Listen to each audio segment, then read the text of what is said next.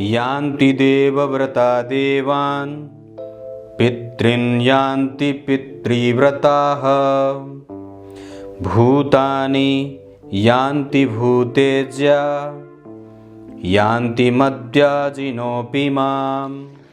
प्रिय दर्शकों नमस्कार। एक बार फिर से उपस्थित हूँ आप सबके सामने रविवार के बाद सोमवार के कार्यक्रम में विश्लेषण जन्म कुंडली का। इस कार्यक्रम के अंतर्गत आज जिनकी कुंडली लेकर के आया हूँ इनका नाम है राजन।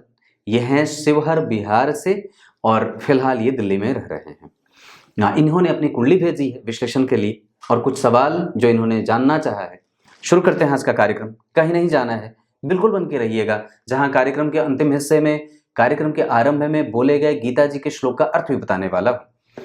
और कार्यक्रम रोज दिन देखा करिए। आप लोग सुबह वाला कार्यक्रम भी देखा करिए और शाम वाला कार्यक्रम भी देखा करिए। कमेंट जरूर लिखिए और साथ ही साथ प्रत्येक दिन के कार्यक्रम को देखने के बाद अपनी प्रतिक्रिया भी अवश्य लिखिए। इससे मेरा मनोबल बढ़ता रहता है और मुझे अच्छा लगता है कि लोग मुझे सुन रहे हैं तो कुछ लिख भी रहे हैं। आप कुछ मत लिखिए, आपको कुछ नहीं आता, आप जय श्री कृष्णा जरूर लिखा करो। मुझे मेरे चैनल पे ये लोग बहुत अच्छे से मुझे जान गए हैं कि मैं जय श्री कृष्णा ही लिखता हूं और व्हाट्सएप पे भी कमेंट जब लिखता हूं, व्हाट्सएप पे भी जब लिखता हूं तो जय श्री कृष्णा जरूर लिखता हूं। तो मैं समझता हूं कि आप लोग कम से कम ये एक चीज जरूर लिख दिया करिए। इसको अपने आदतों में शामिल करने की आवश्यकता है। शुरू करते हैं। सबसे पहले आपको इनकी कुंडली के पंचांग से आपका परिचय करा देता हूं।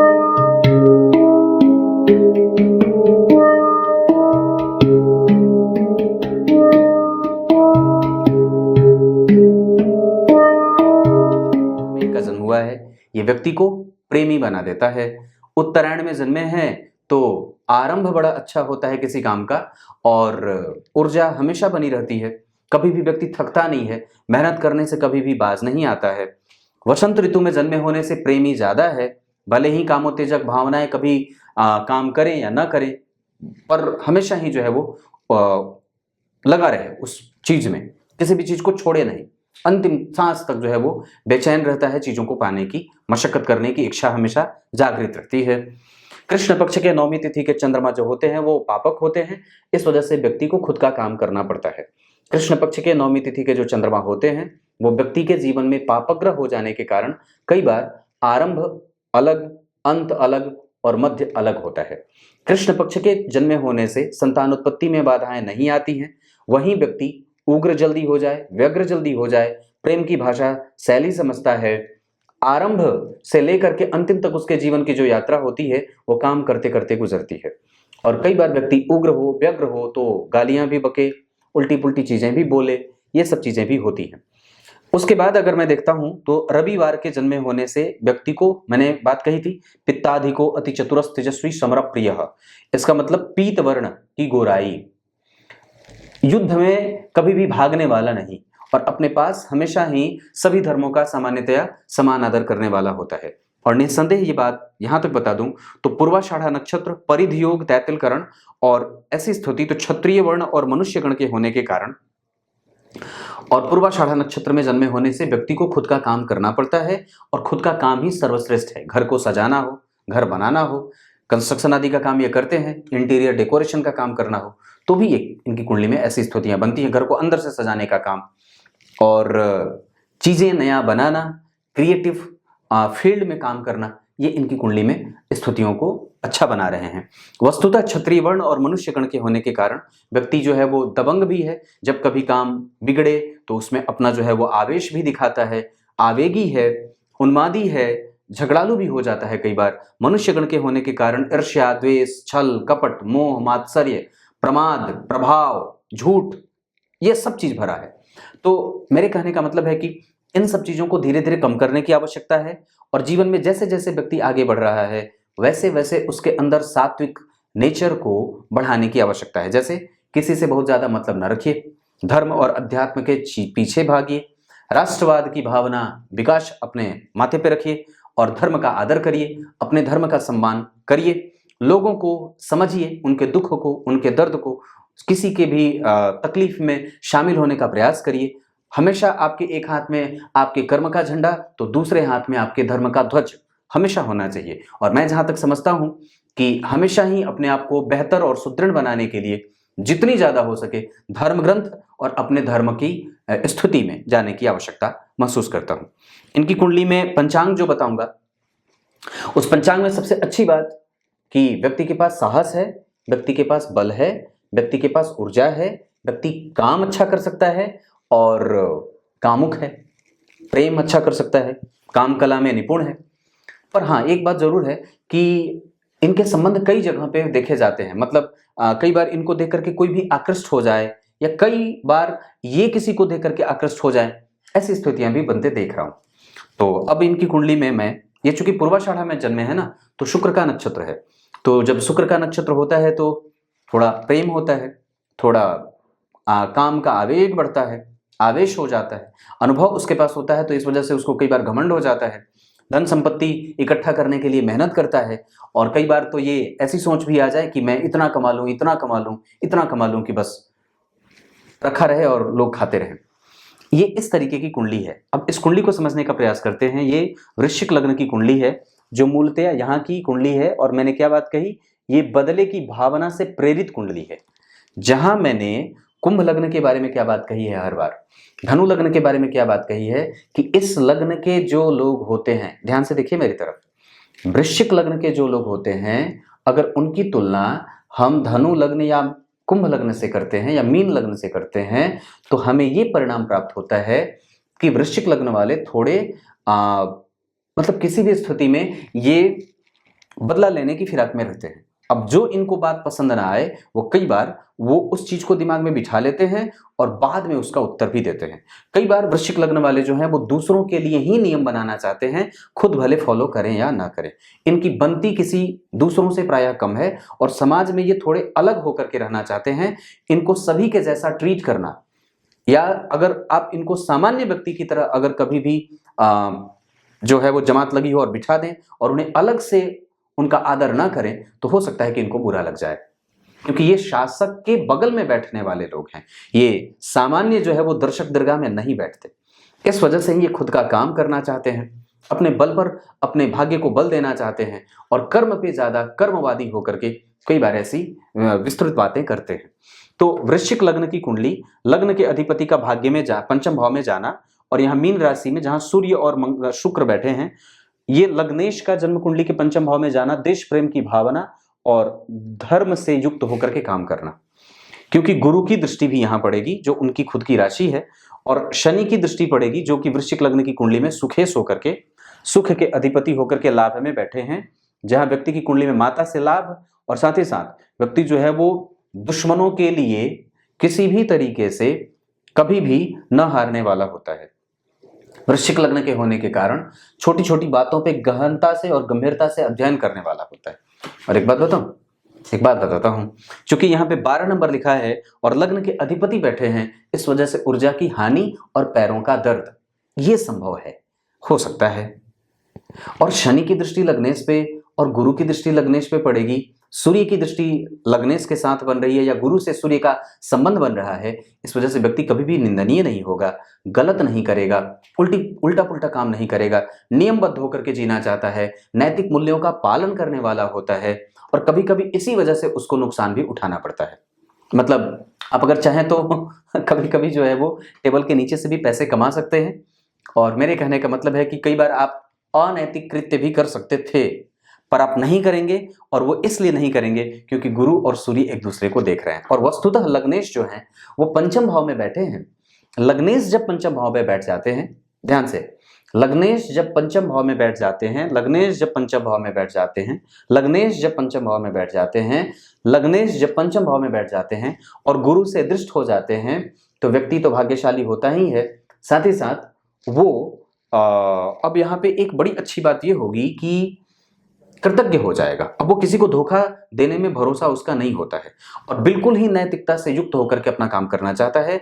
देश प्रेमी और देश प्रेम की भावना उसके अंदर होती है। इसीलिए मैंने आरंभ में जो राष्ट्रवादी सोच हमारे स्थिति में, मैं एक बात बताऊं, दरअसल जो चीजें अभी घटनाक्रम हमारे यहाँ चल रही है, ऐसी स्थिति में मैं समझता हूं कि प्रत्येक व्यक्ति को, चाहे वो किसी भी पंथ से या धर्म से आता हो, अपने अंदर राष्ट्रवादी सोच को विकसित करने की आवश्यकता है।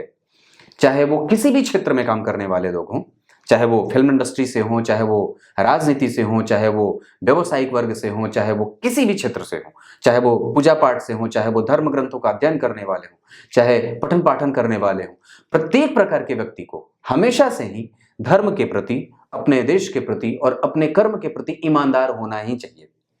ये बात जरूरी है। अगर इन सब चीजों से ईमानदारी हटेगी तो निस्संदेह आप सिर्फ अपना ही पतन नहीं करते, वस्तुतः उससे संपूर्ण जो है वो आपका काल चक्र प्रभावित होता है और आपकी आने वाली पीढ़ी भी नपुंसक हो जाती है और निस्संदेह इसका प्रभाव आने वाले जीवन में और भविष्य में इस देश को भी झेलना पड़ता है।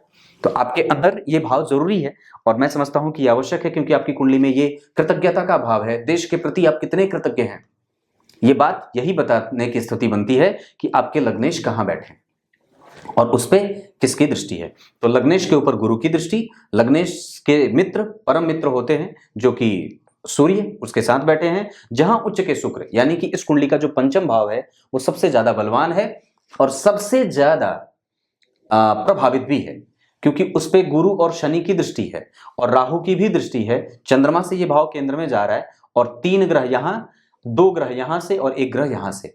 गौर करिए कि जन्म कुंडली का पंचम भाव जहां से मेहनत करने के बाद परिणाम प्राप्त होता है, वहीं पे अगर सभी ग्रहों का प्रभाव होगा तो जातक के जीवन में कई बार ऐसी स्थिति भी आएगी कि उसे उसके मेहनत का पूरा या संपूर्ण परिणाम थोड़ा कम प्राप्त हो, या वो कई बार उग्र और व्यग्र होकर के जल्दबाजी में कई बार ऐसे निर्णय ले ले जिसको बाद में पश्चाताप भी करना पड़े। हालांकि ये स्थिति बहुत कम बार बनेगी, परंतु फिर भी आपको अपने डिसीजन मेकिंग कैपेसिटी पे ध्यान देने की आवश्यकता जरूर है, क्योंकि बुध और चंद्रमा अलग अलग तो बैठे हैं, एक साथ नहीं बैठे हैं, लेकिन ध्यान से समझने की बात है कि बुध चतुर्थ भाव में अकेले हैं।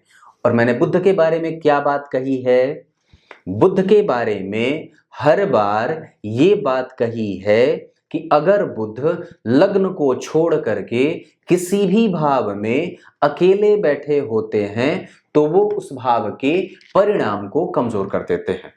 ये स्थिति यहां पे दिख रही है। इसका मतलब ये होता है कि व्यक्ति दूसरों का घर तो बनाता है पर कई बार खुद के घर में ही नहीं रह पाता है, या खुद के ही घर में कई बार उसकी स्थिति कमजोरी वाली हो जाती है। धन कमाने के लिए भटकना पड़ता है, दूर जाना पड़ता है, मेहनत मशक्कत और कई बार मेहनत बहुत ज्यादा करनी पड़ती है। ये स्थिति ऐसी है। एक दौर ऐसा आए जीवन में जहां व्यक्ति खूब धन कमाए, दूसरे समय पे ऐसा वक्त आ जाता है जब उसको धन के लिए कई बार बहुत ज्यादा मशक्कत करनी पड़ती है। ये स्थिति मैं देख रहा हूं। अब यहाँ पे आपको लेकर के मैं द्वितीय भाव पे आता हूं, जहां धन भाव के अधिपति गुरु जाकर के लाभ में बैठे और चतुर्थ भाव के अधिपति के साथ बैठे हैं, जो इस कुंडली के लिए अच्छे नहीं होते। इस कुंडली में अब यहीं आकर के आपको मैं मारक और अकारक या कारक ग्रहों के बारे में बता देता हूं। देखिए ध्यान से, वृश्चिक लग्न की कुंडली, चूंकि ये मंगल से प्रभावित लग्न है और उसकी गौण राशि बनी है और वो षष्ठेश भी होते हैं, इस वजह से मंगल इस कुंडली में लग्नेश होने के बावजूद भी मारक नहीं होंगे और न ही कमजोर होंगे और न ही बुरे परिणाम देंगे। लेकिन हाँ, वो 100% भी परिणाम नहीं देंगे, वो समता का संबंध रखेंगे, आधा परिणाम देंगे। ये पहली बात, मतलब जब भी उनकी दशा आएगी उसमें वो संपूर्ण परिणाम ना देकर के आधा परिणाम देंगे, चाहे लग्न का हो, चाहे छठे का हो, चाहे पंचम का हो। क्लियर है। दूसरे नंबर पे इस कुंडली में जो सबसे महत्वपूर्ण ग्रह बनते हैं वो इस कुंडली के लिए सूर्य और चंद्रमा बन जाते हैं, जहां चंद्रमा नवम भाव के अधिपति और जहां सूर्य दशम भाव के अधिपति होते हैं। और सूर्य और चंद्रमा इस कुंडली के लिए सबसे महत्वपूर्ण ग्रह होने के साथ साथ दशम भाव के अधिपति होकर के जन्म कुंडली में योग कारक स्थिति पैदा कर रहे हैं और नवम भाव के अधिपति होकर के धन भाव में जाना महाधनी योग और महाभाग्यशाली योग लगा रहे हैं, क्योंकि गुरु से केंद्र में जा रहे हैं। ऐसी स्थिति में कि चंद्रमा के ऊपर किसी पापक ग्रह का कोई प्रभाव नहीं है और वो बहुत अच्छे बैठे हैं, उनके ठीक 4 घर आगे 3 अच्छे ग्रह बैठे हैं, जहां शुक्र भी अच्छे बैठे हैं, खराब नहीं बैठे, उच्च के बैठे हैं, मंगल भी बढ़िया बैठे हैं, गुरु भी अच्छे बैठे हैं, शुक्र भी अच्छे बैठे हैं, शनि भी अच्छे बैठे हैं, खराब कोई भी ग्रह नहीं बैठा है। और जन्म कुंडली में एक ग्रह यहाँ, एक ग्रह यहाँ, एक ग्रह यहाँ और एक ग्रह यहाँ, ये चारों ही घर में बैठने से केदार योग बनेगा, जिसमें व्यक्ति को स्पष्टवादी और अपने काम को लेकर के फोकस होकर के काम करने वाला और मेहनत करने के साथ साथ व्यक्ति को उदार मना भी बना देते हैं, प्रेमी स्वभाव का, और बड़े ही स्पष्ट तरीके से काम करने वाला बना देते हैं। मैं बात कर रहा था कारक ग्रहों की। जन्म कुंडली में जब कभी भी स्थिति मंगल, गुरु, चंद्रमा, सूर्य की बन जाए तो ये सब एक दूसरे के मित्र हो जाते हैं। और ऐसी स्थिति में कि यहाँ पे मंगल समराशि का समता का भाव रख के सूर्य और चंद्रमा अच्छे परिणाम, और गुरु इस कुंडली में द्वितीय भाव के अधिपति होने से उनकी मूल त्रिकोण राशि बनेगी। तो सामान्यतः मारक भाव के अधिपति जरूर हैं, पर वो भी मारक नहीं होंगे, वो भी अच्छे परिणाम देने वाले होंगे। इस कुंडली में बुध अच्छे नहीं होंगे और शुक्र अच्छे नहीं होंगे। मतलब बुध चूंकि पापी भाव के अधिपति बनेंगे, इसलिए बुध की दशा इस कुंडली के लिए शुक्र की दशा, और इस कुंडली के लिए शनि की दशा। तो तीन दशाएं जो हैं वो कमजोर जा सकती हैं। या हो सकता है कि लाभ को कमजोर करे, या हो सकता है कि व्यक्तित्व को कमजोर करे, या हो सकता है कि मेहनत ज्यादा करनी पड़े, हो सकता है कम पैसों पे नौकरी करनी पड़े, हो सकता है मशक्कत ज्यादा करनी पड़े। इन सब दशाओं में ऐसा संभव है, जहां छोटे पैसों पे नौकरी करनी पड़े, मशक्कत हो, मेहनत हो, इकट्ठा करने में दिक्कत हो, पैसे की आवक बनी रहे लेकिन वो रुके नहीं। ये शनि, मंगल, राहु, केतु की दशाओं में ऐसे संभव हैं, बुध और शुक्र की दशाओं में, जहां व्यय बढ़ता रहे और ये सब चीजें होती हैं। मतलब ये किसी भी तरीके से आपको परेशान कर सकती हैं। पर इस कुंडली में नैसर्गिक रूप से सूर्य, नैसर्गिक रूप से चंद्रमा, नैसर्गिक रूप से गुरु और नैसर्गिक रूप से मंगल परिणाम अच्छे करेंगे, जिसमें सबसे ज्यादा अच्छे परिणाम चंद्रमा करेंगे, दूसरे नंबर पे सूर्य करेंगे, तीसरे नंबर पे गुरु करेंगे, चौथे नंबर पे मंगल करेंगे। क्लियर है? तो मैं द्वितीय भाव पे था, धन भाव में चंद्रमा का बैठना बहुत बढ़िया, और यहां से केंद्र में होना ये बहुत अच्छी बात है। यहां से केंद्र में इतने सारे ग्रहों का बैठना ये इस भाव के फल की वृद्धि का कारक बनेगा। धन भाव के अधिपति लाभ भाव में बैठे, महाभाग्यशाली योग। भाग्य भाव के अधिपति का धन भाव में जाना बहुत अच्छी बात। यहां पर भी अगर चंद्रमा को देखें तो उनका नीचभंग, और सूर्य, मंगल, चंद्रमा, राहु एक साथ इतने सारे ग्रह नवमांश कुंडली में दाम्पत्य को संभालने की आवश्यकता जरूर पड़ेगी। और मैं समझता हूं कि नीच के शनि हैं, बातचीत करते रहिएगा, उनसे कभी भी बातचीत बंद मत करिएगा, और दाम्पत्य को लेकर के लूंज पूंज मत रहिएगा। उसमें साहस, उसमें प्रेम, उसमें आह्लाद, उसमें जो है होता है ना, जैसे कि मैं तो डर ही गया था, पैर के नीचे कुछ है। तो मैं क्या बोल रहा था कि उसमें प्रेम, उसमें साहस, उसमें बल, और उसमें जो आकर्षण है वो बना रहे, उसमें गर्माहट हमेशा बनी रहे, वो शीतल ना हो, उसमें दीवार ना खड़ी हो। इस बात का प्रयास हमेशा करते रहिएगा, और उनको मनाने का हमेशा प्रयास करना चाहिए। ये स्थिति इतनी सी बनी। तृतीय भाव के अधिपति और चतुर्थ भाव के अधिपति होकर के शनि इस कुंडली में सामान्य परिणाम करेंगे, और सामान्यतया चतुर्थेश होने के कारण वो महत्वपूर्ण घर के अधिपति होते तो हैं, पर तीसरे भाव के अधिपति होने से वो कमजोर भी हो जाएंगे। और वस्तुतः वो तीसरे भाव के अधिपति होकर के लाभ में जब बैठेंगे तो, और लाभ के कारक के साथ बैठेंगे, तो ये एक अच्छी स्थिति बनेगी, जहां व्यक्ति के जीवन में उसके भाई का, उनके संबंधियों का थोड़ा सा संबंध कमजोर भी रहे, पर उसे मैं अच्छा ही मानूंगा, बहुत ज्यादा कमजोर नहीं कहूंगा। और पुत्र के साथ, पुत्री के साथ, दाम्पत्य के साथ, प्रेम के साथ, कुटुंब के साथ, इन लोगों के साथ व्यक्ति के संबंध हमेशा अच्छे होते हैं, सतही होता है। लग्न ऐसा बना रहा है कि व्यक्ति को जब आदर ना मिले तो वहां से हट जाए, लेकिन वस्तुतः जब गुरु का प्रभाव लग्न पे पड़ेगा, मंगल पे पड़ेगा, लग्नेश पर पड़ेगा, या शनि के साथ जब उनके संबंध बनेंगे, तो व्यक्ति अब सब चीज को भूल भुला करके सबको गले लगाना चाहता है, और प्रेम से ही सबके साथ सौहार्द पूर्वक रहना चाहता है। वस्तुतः वो झगड़ालू नहीं है, मेरे कहने का मतलब यह है। चतुर्थ भाव में बुध का बैठना ये सबसे ज्यादा कमजोर और इस कुंडली की सबसे प्राथमिक कमजोरी है, और ये बिल्कुल ही ठीक नहीं है। इस वजह से कई बार माता के साथ संबंध, माता से के घर से दूरी, घर से दूर जाने की नौबत आ जाए, और कई बार घर पे रहे तो पैसे ना बचे। इस वजह से घर से दूर रहने की स्थिति ज्यादा बनती है, क्योंकि अष्टमेश होकर के बैठे हैं। इस वजह से चल अचल संपत्ति क्रिएट करने में कई बार व्यक्ति को दिक्कत होती है, और मैं समझता हूं कि व्यक्ति के डिसीजन मेकिंग कैपेसिटी में कई बार कमजोरी होती है। वो जल्दबाजी में कई बार गलत निर्णय भी ले सकता है। इस वजह से कोई भी निर्णय लेते समय अपने पूर्वजों से, अपने माता पिता से, अपने माता से विशेषतया संबंधों को बहुत ज्यादा फोकस करके काम करने की आवश्यकता महसूस करता हूं। क्लियर है? पंचम भाव के और जन्म कुंडली में धन भाव के अधिपति होकर के गुरु इसे देख रहे हैं। इस वजह से व्यक्ति के पुत्र, व्यक्ति की पुत्री, व्यक्ति का संबंध, व्यक्ति के जीवन में रिकॉग्निशन, जो उसका समाज जो है वो, उसका जो सोशल स्टेटस है वो, जो उसके बाद यश, कीर्ति, मान, सम्मान, पद, प्रतिष्ठा, प्रभाव, और उसका जो सब चीज होता है, जो सामाजिक जो स्थिति है, जो समाज से उसको वो आदर मिलना चाहिए, वो सब इनके पास है, और वो मिलता रहेगा। उसकी स्थिति कभी भी कमजोर नहीं है। वृश्चिक लग्न वाले पदासीन होते हैं, पदारूढ़ होते हैं, मेंटेन करने वाले होते हैं, अपनी स्थिति को लेकर के बहुत ही सजग होते हैं, और बहुत ही स्थिरता के साथ ये जीवन में आगे बढ़ते हैं। इनका कोई भी काम बहुत ही जल्दबाजी में नहीं होता, बहुत ही गंभीरता से ये कोई भी काम करना चाहते हैं। और दरअसल लग्नेश पे शनि की दृष्टि हो जाने से ये गंभीरता और भी ज्यादा बढ़ जाती है और ये कभी भी किसी भी चीज को लेकर के बिल्कुल ही निर्णायक होते हैं और इनके निर्णय को सुनने के लिए कई लोग उतावले भी रहते हैं। ये एक अच्छी बात है। यहाँ पे पंचम भाव तक आपको रोक करके दिमाग में क्या क्या सवाल बन सकता है। धन कैसा है? ठीक है। पराक्रम कैसा है? थोड़ा कमजोर है। परिणाम थोड़े कमजोर मिल सकते हैं, पर पराक्रम भाव के अधिपति अपने भाव से पंचमस्थ गए हैं नवम पंचम के संबंध में, इस वजह से पराक्रम का परिणाम मिलता है। पराक्रमेश लाभ भाव के अधिपति या लाभ के कारक के साथ बैठे हैं तो पराक्रम का लाभ भी मिलता है। चतुर्थ भाव में बुध बैठे हैं, वो थोड़े कमजोर बन सकते हैं, इस वजह से व्यक्ति को किसी से धोखा भी मिल सकता है जीवन में और कई बार घर से दकियानुशी या फिर घर पे कई बार कमजोरी वाले माहौल भी बनते हैं। पंचम भाव खराब नहीं बना है पर उस पर कई सारे ग्रहों का प्रभाव व्यक्ति को परेशान कर सकता है। पर यहां रोक करके आपको मैं अब लग्न पे सीधे लेके आता हूं। लग्न 4 डिग्री का बना है, थोड़ा कमजोर। अनुराधा नक्षत्र के पहले चरण का जन्म। ध्यान से देखिए, मेरी तरफ, मेरे निकट आकर के बैठिए, एकदम कहीं जाना नहीं है। अनुराधा नक्षत्र के पहले चरण का जन्म हुआ। अब इस नक्षत्र के चरण के जो अधिपति होते हैं वो होते हैं सूर्य। लग्न किसका बना? मंगल का। चरण के अधिपति कौन बन गए? सूर्य। मंगल और सूर्य मित्र हो गए। और अनुराधा नक्षत्र किसका है? शनि का। पर चरण के अधिपति जो सूर्य हैं और लग्न के नक्षत्र के जो अधिपति हैं वो हैं शनि। अब इस अवस्था में कि जब भी सूर्य और शनि का मेल होगा तो व्यक्ति को परेशान होना पड़ता है मेंटली, मानसिक रूप से, और उसके काम में बाधाएं आती हैं।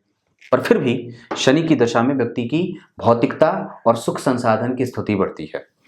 सूर्य की दशा में व्यक्ति का काम बढ़ता है और मंगल की दशा में व्यक्ति के रोजगार में वृद्धि होती है और व्यक्ति के साहस में वृद्धि होती है। उसका स्टेटस बढ़ता है, वो स्थापित होता है, वो रेगुलराइज करता है और काम में उसका मन लगता है, वो खुश होता है, प्रसन्न होता है, भाग्य का लाभ मिलता है, बड़े जनों का आशीर्वाद मिलता है और उसके परिणाम उसे प्राप्त होते हैं।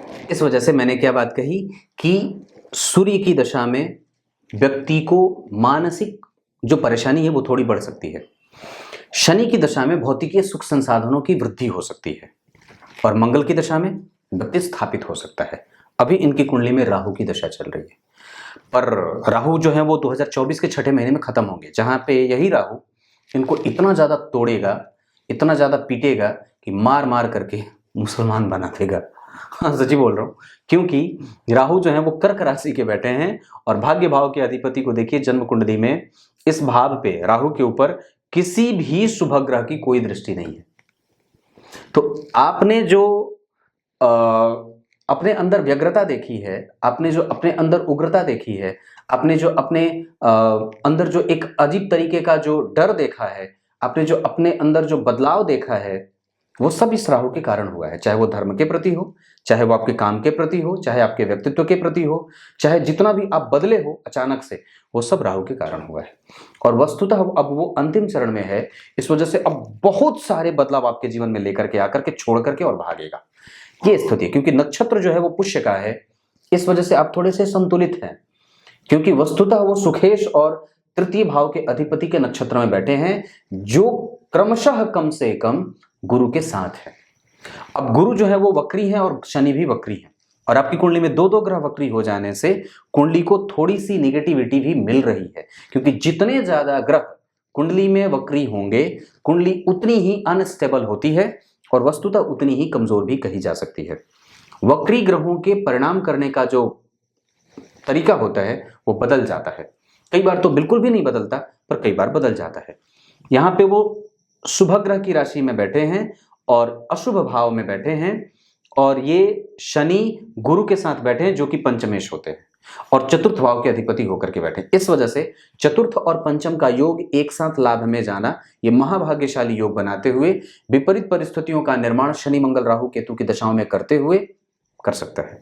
पर गुरु की दशा सामान्यतया जातक के जीवन में धन के अधिपति होकर के लाभ में बैठे हैं, और उच्च के शुक्र, स्वग्रही या मित्र के ग्रह में मंगल और मित्र के घर में सूर्य बैठे होने से पंचम भाव थोड़ा सा, अगर आप गौर करें तो वहां पे दो अच्छे ग्रह भी बैठे हैं और दो बुरे ग्रह भी बैठे हैं। शुक्र और मंगल जहां अच्छे नहीं होते वहीं शुक्र और सूर्य अच्छे नहीं होते, पर सूर्य और मंगल अच्छे होते हैं। इस वजह से यहाँ पे जब शुक्र की दशा चलेगी तो थोड़ी सी निगेटिविटी बढ़ेगी, और वहीं पे सूर्य और मंगल की जो दशा चलेगी वहां पे अच्छी बात होगी। छठे भाव के अधिपति और लग्नेश, ये बात मैंने बताई मंगल की बात। सप्तम और 12वें के अधिपति शुक्र इस कुंडली में मारक होंगे, और वस्तुतः वो यहाँ पे भी दशम भाव के अधिपति और तृतीय भाव के अधिपति होकर के यहीं बैठे हैं। व्यक्ति को खुद का ही काम हमेशा करना चाहिए, पत्नी को भी साथ में लेकर के काम आगे बढ़ाया जा सकता है। उनके नाम पे इन्वेस्टमेंट करने से थोड़ा बचिएगा, पर वस्तुतः एक बात बता दूं तो आप अपने नाम पे या अपने पिता के नाम पे इन्वेस्टमेंट कर सकते हैं और उनके नाम पे पॉलिसी चला सकते हैं। दशमांश कुंडली की अगर बात करते हैं तो यहीं पे 5 नंबर की राशि यहाँ भी और 2 नंबर यहाँ भी लिखा, जिसके अधिपति उच्च के हैं, प्राप्त होंगी दशाएं, कमजोर नहीं है, ठीक है। सूर्य और मंगल का यहाँ बैठा होना बिल्कुल ठीक है। राहु गुरु और चंद्रमा का यहाँ बैठा होना बिल्कुल ठीक है, कोई घबराहट नहीं है, बेवजह चिंता करने की कोई आवश्यकता नहीं है। गुरु लग्न में बैठे हैं, गुरु यहाँ भी ठीक बैठे हैं, गुरु यहाँ भी ठीक बैठे हैं, खराब कहीं नहीं है, इस वजह से बिल्कुल अनुकूलता है। गुरु की दशा भी आपकी कुंडली में परेशान नहीं होगी। हस्त नक्षत्र में बैठे हैं जिसके अधिपति चंद्रमा पहले ही पूर्वाषाढ़ा में बैठ करके, ये शुक्र का नक्षत्र होता है। जो शुक्र उच्च के हैं तो गुरु के पास भी बल है, मंगल के पास भी बल है, गुरु के पास भी बल है, चंद्रमा के पास भी बल है और शुक्र के पास भी बल है। अब भले ही आपकी कुंडली के लिए शुक्र मारक होकर के उच्च के बैठे हैं, लेकिन फिर भी मैं समझता हूं कि अगर वो पंचम भाव में शुभग्रह होकर के बैठे हैं, नैसर्गिक रूप से शुभग्रह हैं, लग्नेश के साथ बैठे हैं, तो आपको दूर जाकर के धन कमा देते हैं और वहीं पे बजट भी व्यक्ति का बन जाता है। अष्टम भाव के अधिपति का चतुर्थ में आना, लाभ भाव के अधिपति का चतुर्थ में आना तो ठीक होगा, पर अष्टम भाव के अधिपति का परिणाम थोड़ा कमजोर। इस वजह से बुध की दशा आरंभ में कष्टदायक पर बाद में अच्छी हो जाती है। और बुध पूर्वा भाद्रपद के बैठे हैं। मैं एक बात और भी कहूंगा कि वस्तुतः वो डिग्री में 21 डिग्री के हैं और सूर्य तो हैं वो 15 डिग्री के। यहाँ पे आपकी कुंडली में शुक्र जो है वो 13 डिग्री के, तो शुक्र अस्त हो जाएंगे। और मंगल जो है वो 16 डिग्री के हैं, जो कि 14 डिग्री तक अच्छे परिणाम कुछ करते देखे जाते हैं, पर 16 डिग्री के होने के कारण थोड़ी सी कमजोरी उनमें भी आ जाएगी। लेकिन लग्नेश पे गुरु की दृष्टि है, इस वजह से कुछ अच्छाइयां भी मिल रही हैं। कुल मिलाकर के अगर मैं यहाँ पे कहूंगा तो बुध की दशा थोड़ी सी कमजोर जाएगी जरूर, जहां व्यक्ति के मानसिक चिंता को बढ़ाने वाली और कई बार मेंटल एस्टेब्लिशमेंट को कमजोर करने वाली हो सकती हैं, जहां व्यक्ति धन, धर्म, अध्यात्म, धन, चिंता, चल अचल संपत्ति, माता और पिता और पुत्र और पत्नी, इन सब चीजों को लेकर के थोड़ा सा चिंतित हो सकता है। गुरु में बुध आए तब ऐसी स्थितियां ज्यादा दिखने को मिल जाती है। भाग्य भाव के अधिपति का धन में जाना, ये महाधनी योग, गुरु से केंद्र में होना, ये महाधनी योग और महान पराक्रमी योग भी बनाएगा, और ये दरअसल अच्छी बात होती है। वहीं पे अगर आप चंद्रमा को देखें तो शुक्र का नक्षत्र, शुक्र उच्च के, चंद्रमा के पास बल, उस शुक्र पे गुरु की दृष्टि और शुक्र का गुरु को देखना, ये व्यक्ति को अनुभवी और प्रतिक्रियावादी और घमंडी और अपने धन पे अहम करने वाला बना देते हैं। इस वजह से इस वृत्ति को कमजोर करने की आवश्यकता होगी, जिस पे मैं आपके नेचर पे ये बात कह रहा हूं कि ऐसी प्रवृत्ति मत बनाइएगा। क्लियर है?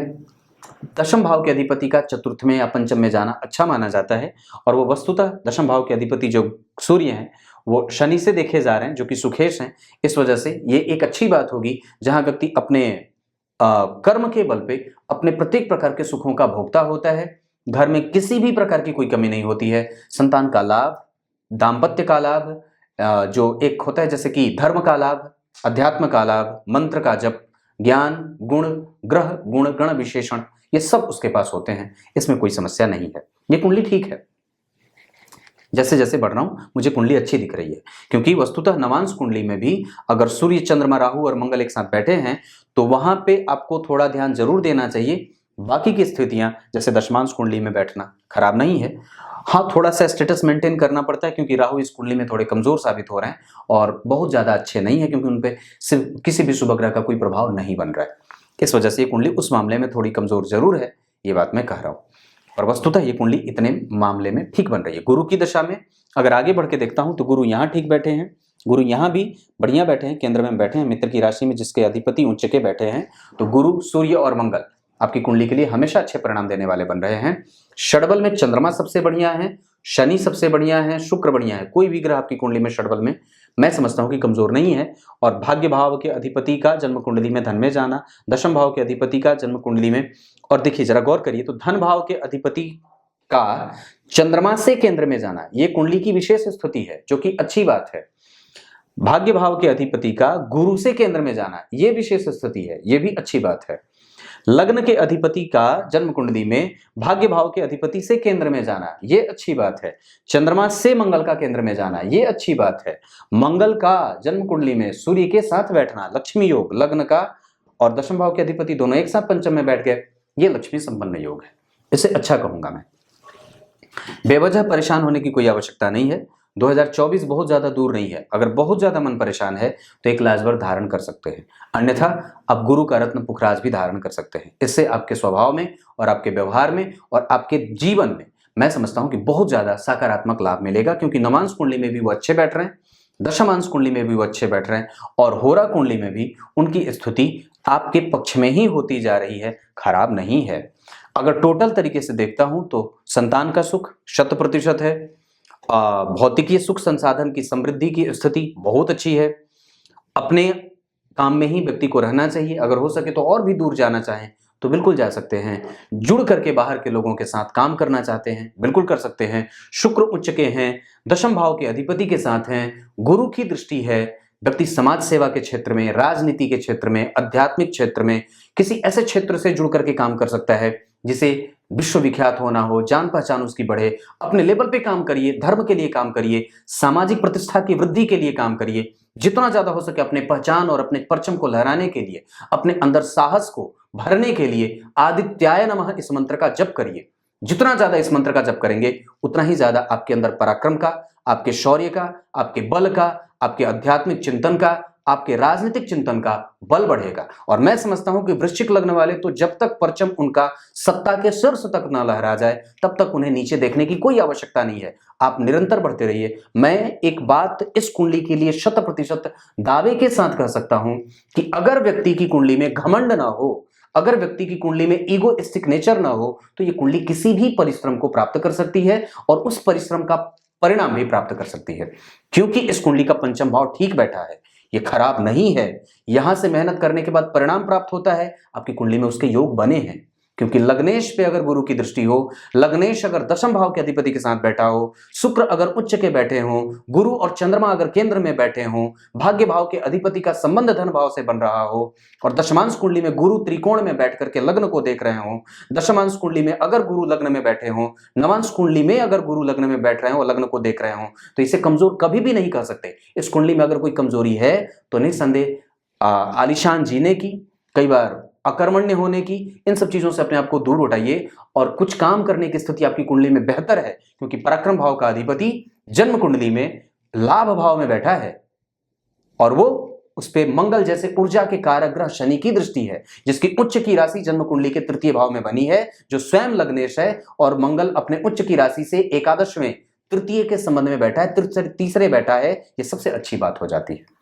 मैं आपसे ये आग्रह करता हूं और बिल्कुल ये कुंडली देख करके ये बात आपसे कहता हूं, आगे बढ़िए और तनिक भी पीछे देखने की कोई आवश्यकता नहीं है, बल बढ़ाने की आवश्यकता है। सिर्फ आदित्याय नमः मंत्र का जप करिए, आपका काम हो जाएगा। कुछ इसी तरीके से आज के कार्यक्रम का समापन करते हैं। तब तक के लिए इजाजत दीजिए। मुझे बीच में नींद आने लगी थी, मैं थक जाता हूं बहुत ज्यादा, काम इतना ज्यादा है और लोग माथे पे चढ़े हैं। जो शुल्क दे करके जिन्होंने अपॉइंटमेंट लिया है वो लोग दम कर देते हैं। दम मतलब समझते हैं? दम कर देते हैं, बिहारी भाषा में कहूं तो जीने नहीं देते। तब तक के लिए बहुत बहुत नमस्कार। गीता जी के 9वें अध्याय के 25वें श्लोक में भगवान ने बात कही है।